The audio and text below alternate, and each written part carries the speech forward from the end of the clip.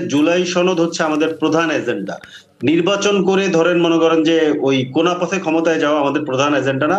বাংলাদেশের রাষ্ট্রটাকে ঠিক করা হচ্ছে আমাদের এনসিপির প্রধান এজেন্ডা, কিংবা গণ অভ্যুত্থান কর্তৃক শহীদদের রক্তের দ্বারা দায়িত্বপ্রাপ্ত এজেন্ডা। এনসিপি এখানে আসন ভাগাভাগির রাজনীতি করতে আসেনি। আমি খুব বিনয়ের সাথে বলছি, এনসিপি এখানে একটা নতুন রাজনীতি সৃষ্টি করতে এসেছে। একটা ওয়েলকামিং অ্যাপ্রোচ আসলে আপনার দিক থেকে আছে, কিন্তু যখন আসলে আমরা এনসিপির এই প্রোগ্রামগুলো দেখি, আমি আসলে সেই ওয়েলকামিং অ্যাপ্রোচটা একটু কমই পাই বোধ হয়। কারণ এখানে যেভাবে আসলে ডিসি ভাগাভাগির কথা বলা হলো এনসিপির পক্ষ থেকে, ইলেকশন কমিশনকে বলা হচ্ছে বায়াসড, তারা দুটো দলকে সাপোর্ট করছে, সাহায্য করছে। একই সঙ্গে রাষ্ট্রপতি ফ্যাসিবাদের দোষর, তার কাছ থেকে জুলাই সনদ নেওয়া যাবে না। অন্যদিকে আবার শুনতে পাচ্ছি যে বিএনপি যদি দুই ধাপ এগিয়ে আসে, এক ধাপ এগিয়ে আসে, আপনারা দুই ধাপ ছুটে যাবেন, অর্থাৎ জোটও তৈরি হবে। এই কথাগুলো আসলে পরস্পর বিরোধী বলে মনে হচ্ছে অনেকের কাছে, একটু ব্যাখ্যা করবেন? জি, আমি প্রথমে হচ্ছে রাষ্ট্রপতির প্রসঙ্গে আসি। জি, প্রথম কথা হচ্ছে যে রাষ্ট্রপতির প্রসঙ্গ যেখান থেকে আমরা বলছি, যে ধরেন এই প্রথমত হচ্ছে যে রাষ্ট্রপতিকে নিয়োগ দিয়ে গেছে হচ্ছে হাসিনা। এই রাষ্ট্রপতিকে সরানোর জন্য আমরা আন্দোলন পর্যন্ত করছি। আমরা অন্যান্য রাজনৈতিক দলগুলোকে আমরা রাজি করাতে পারিনি, এবং মানে রাজি করাতে না পেরে তাকে রেখে দিতে হয়েছে। সে আছে বহাল। 5ই আগস্ট 2024 যদি হাসিনার সাথে রাষ্ট্রপতিও পালিয়ে যেত, তাহলে কি হতো? তাহলে তো আপনি কেউ একজনকে বসাতেন, তাই না? জি, কিন্তু এটা করা হয়নি, যে অ্যাজ ইফ রাষ্ট্রপতিকে সরিয়ে ফেললে অনেক কিছু হবে। কিন্তু পারহ্যাপস ধরে নিলাম যে রাষ্ট্রপতির কোনো সমস্যা নেই, আমরা রাষ্ট্রপতিকে সরাতে চাইনি। এটা আমরা আপাতত কথার খাতিরে ধরে নিই। জি, কিন্তু ধরে নেওয়ার পরও রাষ্ট্রপতিকে দিয়ে যে আদেশ দেওয়ার কথা বলা হচ্ছে, প্রথম কথা আমাদেরকে বুঝতে হবে যে আইনি ভাবে রাষ্ট্রপতি কোনো অর্ডার জারি করতে পারেন না। উনি যেটা দিতে পারেন সেটা হচ্ছে অর্ডিন্যান্স। অর্ডিন্যান্স আর অর্ডারের মধ্যে পার্থক্য আছে। একদম, জি, অর্ডিন্যান্স যেটা দেওয়া হয় যখন সংসদ থাকে না, তখন রাষ্ট্রপতি অর্ডিন্যান্স জারি করে রাষ্ট্র চালান। ওই অর্ডিন্যান্স গুলো পরবর্তী সংসদের প্রথম অধিবেশনে রেকটিফাই করে নেওয়া হয়, মানে এটাকে বৈধতা দিয়ে দেওয়া হয়। এখন আমরা এই যে গণভোটের কথা বলছি, যে দাবি আমরা যে গণভোটে আমরা একমত হয়েছি, কিন্তু আমাদের দাবি যে জুলাই সনদ বাস্তবায়ন আদেশ, আমরা এই অর্ডারের কথা কেন বলছি? কারণ হচ্ছে আপনি আইনের একটা হায়ারার্কি আছে। হায়ারার্কিতে অর্ডিন্যান্স হচ্ছে 4 নম্বর ধাপে থাকে। প্রথমে প্রোক্লামেশন, তারপরে হচ্ছে গিয়া এই মানে কনস্টিটিউশন, তারপরে ল যেটা পার্লামেন্টে তৈরি হয়, তারপরে হচ্ছে অর্ডিন্যান্স। এই অর্ডিন্যান্স কে কিন্তু পার্লামেন্ট গিয়ে রেকটিফাই করে। খেয়াল করেন, আপনি অর্ডিন্যান্স দিয়ে কখনোই কনস্টিটিউশনকে বদল করতে পারেন না। এইখানে আমরা গণভোটের মাধ্যমে জুলাই সনদ যেটা বাস্তবায়ন করতে চাচ্ছি, এই জুলাই সনদের 84টা প্রস্তাবের ভেতরে 47টা প্রস্তাব হচ্ছে সংবিধান সংক্রান্ত, এবং এর মধ্যে আবার অনেকগুলো প্রস্তাব আছে যেগুলো হচ্ছে সংবিধানের বেসিক স্ট্রাকচারকে চেঞ্জ করছে। এখন বেসিক স্ট্রাকচার চেঞ্জের যে গণভোট, যে আদেশ, এইটা যদি আপনি রাষ্ট্রপতি দ্বারা জারি করেন, ধরে নিলাম এই রাষ্ট্রপতি ভালো, একদম পীর সাহেব রাষ্ট্রপতি, তারপরেও যদি তাকে দ্বারা আপনি এটা তার দ্বারা যদি এটা আপনি জারি করেন, এইটা কোনোভাবেই আইনগতভাবে এটা বৈধ হবে না। কারণ কনস্টিটিউশন যেটা মানে চেঞ্জ হবে, সেটা তো আপনার ধরেন অর্ডিন্যান্সের মাধ্যমে হতে পারে না। এইটা আপনাকে একটা এক্সট্রা কনস্টিটিউশনাল ওয়েতে গিয়ে জুলাই ঠিক সনদ আছে, কিন্তু আপনি রাষ্ট্রপতির উপরে আস্থা রাখার দরকার নেই, আপনি প্রধান উপদেষ্টার উপর আস্থা রাখছেন। জি, জি, জি, এটা প্রধান উপদেষ্টা ছাড়া বাংলাদেশে এই মুহূর্তে অন্য কোনো হ্যাঁ, অথরিটি আপনার তাহলে কাছে নেই। মানে এই মতবিরোধ হওয়ার এখনো কোনো গ্রাউন্ড আছে যেখানে রাষ্ট্রপতি হুট করে একটা ডিসিশন নিয়ে নেবেন? এরকম গ্রাউন্ড কি এখনো বাংলাদেশে আছে? হুট করে ডিসিশন বুঝিনি, কি ডিসিশন ধরুন নেবে? একটা বিষয়ে যদি 3-4টা রাজনৈতিক দল একমত হয়ে যায়, সেই জায়গা থেকে একটা ডিসিশন আসার জন্যই তো ঐক্যমত্য কমিশন, যেটা একটা দীর্ঘ সময় ধরে চলছে। কিন্তু এমন প্রেক্ষাপট কি এখন আছে যেখানে রাষ্ট্রপতি চাইলেই একটা অর্ডিন্যান্স জারি করে ফেলতে পারে?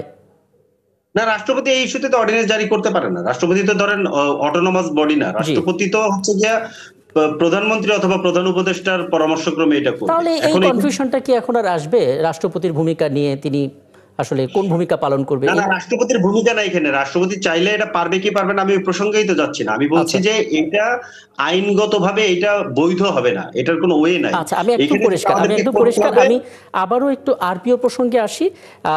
তার আগে ছোট করে কয়েকটা বিষয় নীলোফার চৌধুরী মনি আপনার কাছ থেকে জানতে চাই। আজকে বেশ খোলামেলা আলাপ করেছিলেন বিএনপির স্থায়ী কমিটির সদস্য সালাউদ্দিন আহমেদ, অনেকগুলো বিষয় বলেছেন। তিনি বলেছেন যদি সবকিছু ঠিকঠাক থাকে, যদি বড় কিছু ঝামেলা না হয়, প্রেক্ষাপট যদি ঠিক থাকে, নভেম্বরের মধ্যেই বিএনপির ভারপ্রাপ্ত চেয়ারম্যান তারেক রহমান দেশে আসবেন। তিনি কোন আসন থেকে নির্বাচন করবেন তিনি বলেছেন একটা এখনো ঠিক হয়নি, যে কোনো আসন থেকেই তিনি করতে পারেন, সেটা আলোচনার সাপেক্ষে। বেগম খালেদা জিয়া নির্বাচনে আসবেন কিনা সেই বিষয়েও এক ধরনের মতামত, একটা ধারণা তিনি আমাদেরকে দিয়েছেন। কিন্তু যে বিষয়টা আসলে অনেকে জানতে চাইছিলেন, কোন কাজগুলো দেশে এসে তারেক রহমান হয়তো শুরুতে করতে পারেন, এরকম বিষয় অনেকে জানতে চাইছিলেন। কারণ 200-300 আসনে বা তারও বেশি জায়গায় হয়তো প্রার্থী দেওয়ার ক্ষমতায় বিএনপির আছে, অনেক নেতারা বলছেন। কিন্তু 200 আসনে বিএনপি দিতে চায়, বাকিটুকু আসলে যারা সহযোদ্ধা ছিল আন্দোলনে তাদের জন্য ছেড়ে দিতে চায়।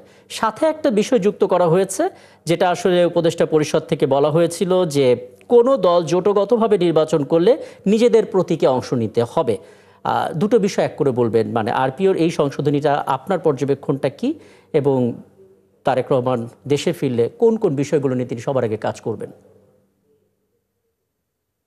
ধন্যবাদ। দেখেন, আপনি তো নিজেই আপনার প্রশ্নের উত্তরে চলে আসলো, প্রশ্নগুলোর মধ্যে উত্তর ছিল যে স্থায়ী কমিটির সদস্য আমাদের সালাউদ্দিন সাহেব বলেছেন যে নভেম্বরের মধ্যেই সবকিছু ঠিকঠাক থাকলে উনি চলে আসবেন। আমরাও সেটাই আশা করি উনি আসবেন, এবং এসে উনি যে কাজগুলো ওখান থেকে করা হয়েছে সেগুলোর কন্টিনিউশন থাকবে, এবং যেগুলো করা হয় নাই, আপনি জানেন একটা নির্বাচন অনেক বড় চ্যালেঞ্জের একটা ব্যাপার, অনেক কাজ করতে হয়। সেই কাজগুলো উনি মুখোমুখি সামনে থাকলে যতটা সহজ, দূরে থাকলে তো অবশ্যই একটু কঠিনই হয়ে যায়। উনি আসলে বাকি কাজগুলো যেগুলো দূরে থেকে কষ্ট করে করতে হতো সেটা কষ্টটা সহজলভ্য হয়ে যাবে। যে কোনো আনসারটা ওনার কাছে সরাসরি ওনাকে বুঝিয়ে কিংবা ওনার কাছ থেকে নেওয়া সহজ হবে প্রত্যেকটা নেতা কর্মী। সেই জায়গাগুলো উনি কাজ করবেন। এবং অবশ্যই এই কথাটাও ঠিক যে আমাদের মহাসচিব মহোদয় ক্লিয়ার করেছেন কে দেশের প্রাইম মিনিস্টার হবেন যদি বিএনপি আগামী নির্বাচনে রাষ্ট্র পরিচালনার দায়িত্বে আসেন। তাহলে যদি দেশনেত্রী বেগম খালেদা জিয়া সুস্থ থাকেন অবশ্যই উনি হবেন। এই ক্ষেত্রে আমাদের নেতা তারেক রহমান সাহেব উনি কিছুই বলবেন না, উনি খুশিই হবেন। আর যদি উনি ওনার শারীরিক অবস্থা যদি অবনতি থাকে তাহলে আমাদের নেতা জনাব তারেক রহমান সাহেব এখানে আসবেন। এটা আমরা সবাই মিলে তাই চাই। এখানে কেউ কাউকে বায়াস্ট করা বা চাপ দেওয়া এটার কোনো ই নাই। আমরা চাই আমাদের নেতা যিনি এত কষ্ট করে এত বিদেশ থেকে এত কষ্ট করে কাজ করছে উনি আমাদের সামনে থাকুক। হ্যাঁ, আরেকটা বিষয় একটু বলবেন, সেটা হচ্ছে যে গণপ্রতিনিধিত্ব আদেশ আরপিওর যে সংশোধনীটা এসেছে, যে কোনো দল জোটগতভাবে নির্বাচন করলেও নিজেদের প্রতীকে অংশ নিতে হবে, বিশেষ কোনো পর্যবেক্ষণ? দেখেন, এইটা তো আমরা আইনের প্রতি শ্রদ্ধাশীল। আমি আমার জায়গা থেকে বলছি, দল নিশ্চয়ই সেটা ক্লিয়ার করবে আপনাদের সামনে। আমি আমার জায়গা থেকে যেটা বলছি যে বিএনপি সবসময় আইনের প্রতি শ্রদ্ধাশীল এবং আইন মেনে চলতে পছন্দ করে। যেটা রাষ্ট্রপতি নিয়ে কথা হলো সেখানেও কিন্তু আমরা আইনের দিকে দৃষ্টি রেখেছিলাম। সেই জায়গা থেকে বলতে চাই, যদি আরপিওতে এই ধরনের কথা যদি একদম খুব শক্তভাবে বলা থাকে, আমরা চাইবো আমাদের যারা জোটে আসবে তারা পাশ করুক, এটা আমরা চাই, কারো মনে বাক্যে চাই। কিন্তু যদি আপনার ইসি থেকে এরকম যদি কড়াকড়িত্ব থাকে যে তার মার্কা নিয়েই নির্বাচন করতে হবে, তাহলে হয়তো বা আমার মনে হয় বিএনপি হয়তো রিকোয়েস্ট করবে। রিকোয়েস্টে যদি কাজ না হয় তাহলে তো মেনে নেওয়া ছাড়া। বিএনপির পক্ষ থেকে একটা মানে বলা হয়েছে একটা আওয়াজ যে জোটবদ্ধ নির্বাচনে নিজস্ব যে দলের প্রতীকে নির্বাচন করতে হলে ছোট রাজনৈতিক দলগুলো জোটবদ্ধ হতে উৎসাহিত হবে না, এমন একটা শঙ্কা এখানে আছে। যে সংকটগুলো সেটা এরকম ঐকমত্য কমিশনের মতো এক টেবিলে বসে সবকিছু সমাধান করা সম্ভব, অন্তত তেমনটা আমরা দেখতে পাচ্ছি। মুশকিল হচ্ছে কিছু কিছু জায়গায় নতুন নতুন নির্দেশনা আসছে। আরপিওর যে সংশোধনীর খসড়াটা সরকারের অন্তর্গত সরকারের যে উপদেষ্টা পরিষদের পক্ষ থেকে দেওয়া হয়েছে, পর্যবেক্ষণটা কি আপনার? মানে এটা আসলে ছোট দলগুলোকে জোট করতে নিরুৎসাহিত করবে কিনা? প্রথমত আরপিও যেটা সংশোধনী হয়েছে বা সংশোধিত যে অধ্যাদেশটা হয়েছে, এটা তো আসলে হঠাৎ করে হয়নি। এটা নির্বাচন কমিশন সংস্কার বিষয়ক যে সংস্কার কমিশন ছিল তারা কিছু প্রস্তাবনা দিয়েছে। সেই প্রস্তাবনার প্রেক্ষিতে আমাদের নির্বাচন কমিশন থেকেও কিছু প্রস্তাবনা এসেছে। সরকারের যারা নীতি নির্ধারক তারাও এটা আলোচনা করেছেন। অন্যান্য যারা স্টেক হোল্ডার বিভিন্ন পর্যায়ে, বিশেষ করে সংস্কার কমিশনগুলোতে, তাদেরও মতামত দেওয়ার সুযোগ ছিল। সো আরপিওতে সংশোধনীগুলো আসলে আমরা মনে করি যে এক্ষেত্রে যতগুলো স্টেক হোল্ডার আছে সবার সম্মিলিত মতামতেরই প্রতিফলন। এখানে যে চিন্তা থেকে আপনার এই সিদ্ধান্তটা নেওয়া হয়েছে, আপনি যেটার কথা বলেছেন যে আপনার যদি নিজ নিজ প্রতীকে অংশ নেয় তাহলে দলগুলো জোটবদ্ধ হতে উৎসাহিত হবেন না, এটা আবার অন্য দিকও আছে। অন্য দিকটা এরকম যে যদি নিজ নিজ প্রতীকে অংশ নেয় তাহলে দলগুলো তাদের নিজস্ব স্বাতন্ত্র্যটাও বজায় রাখতে পারবে।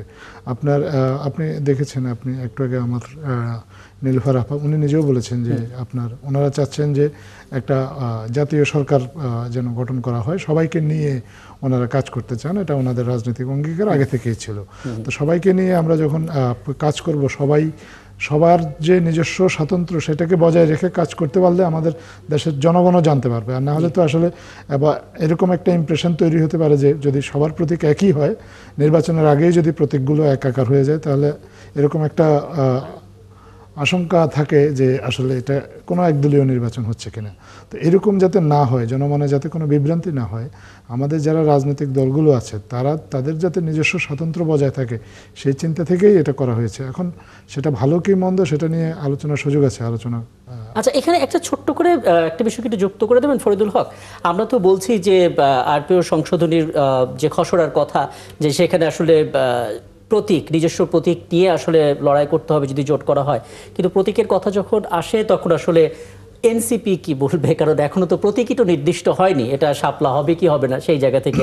দ্বিতীয় কথা হচ্ছে একটা খবর ছড়াচ্ছে, একটা খবর নিয়ে বেশ জায়গা থেকে আসলে বলা হচ্ছে যে আপনাদের দিক থেকে কিছু আসনের প্রত্যাশা ছিল, 15টি আসন।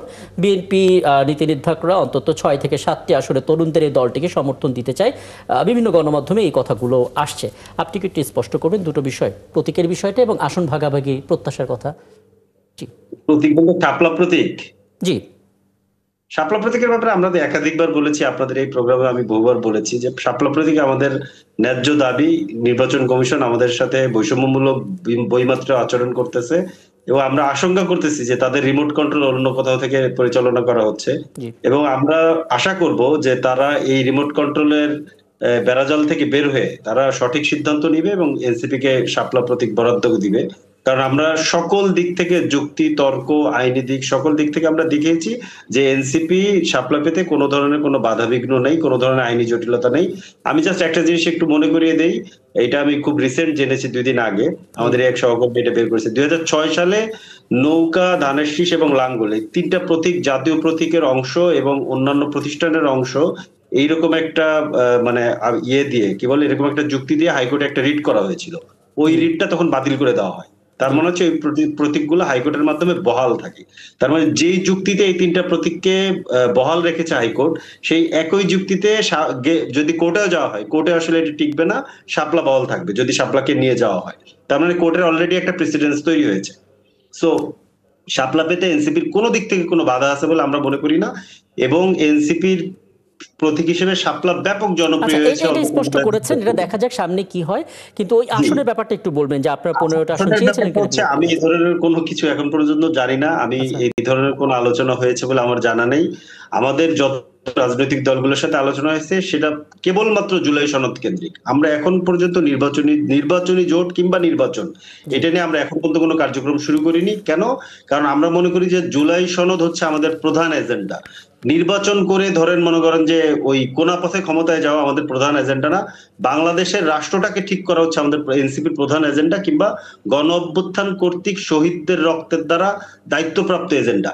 আরেকটা ব্যাপার আমি আপনাকে বলি, এনসিপি এখানে আসন ভাগাভাগির রাজনীতি করতে আসেনি। আমি খুব বিনয়ের সাথে বলছি, এনসিপি এখানে একটা নতুন রাজনীতি সৃষ্টি করতে এসেছে। এই পুরনো রাজনৈতিক দলগুলোর বাইরে একটা নতুন রাজনৈতিক ধারা তৈরি করতে এনসিপি এসেছে। অতএব সেইটাকে আমরা একেবারে শুরুতেই ধরেন একটা ওই আসন ভাগাভাগি 2, 4, 4টা 5টা আসনের ধরেন মানে কি বলে যে দান করাত, এইটা নিয়ে আমরা আসলে এনসিপি রাজনীতিটা শুরু করতে চাই না। আমরা যদি নির্বাচন করি, আমাদের ধরেন একদম পুরোপুরি প্রস্তুতি থাকবে যে আমরা 300 আসনেই প্রার্থী দিব। যদি আমাদের সাথে ধরেন আমাদের সমমনা এবং গণ অভ্যুত্থানের মধ্যে অংশ নিয়েছিল বিশেষত তরুণদের যারা নতুন রাজনৈতিক দল, যেগুলো ওই ফ্যাসিবাদী সময়ের প্রবল ভেতরে যাদের জন্ম হয়েছে, তাদের মধ্য থেকে কেউ যদি আসতে চায় আমাদের সাথে, তাদের ব্যাপার ওয়েলকাম। কিন্তু একেবারে পুরনো রাজনৈতিক ধারা যারা চর্চা করেন তাদের সাথে যাওয়ার ব্যাপারে আমাদের সিরিয়াস অবজারভেশন আছে, এবং আমরা বেসিক্যালি এই বিষয় নিয়ে এখন পর্যন্ত কোনো আলোচনাও করিনি।